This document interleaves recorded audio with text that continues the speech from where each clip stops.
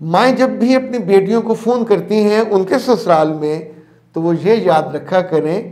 कि मोहब्बत की दुआ देने से, उसकी खैरियत पूछने से आपका काम मुकम्मल हो जाना चाहिए। जब आप उसकी सास, उसके ससुर या अपने दामाद के ख़िलाफ़ बातें करते हो तो न सिर्फ अपनी बेटी का दिल ख़राब करते हो, बल्कि अगर किसी ने दूसरी लाइन पे या ऊंची आवाज़ से बात करते हुए सुन लिया तो आपकी बेटी का बसा हुआ घर उजड़ने पे आ जाता है। ये कसूर उन ससुराल का नहीं होता, ये कसूर उन माओं का होता है कि जो ज़ुबान दराज़ी करने से बाज नहीं आती। ज़ुबान दराज़ी सिर्फ लड़ाई नहीं होती, ज़ुबान दराज़ी दूसरों के बारे में जब आप मुसलसल नारवा नागवार बातें करती हैं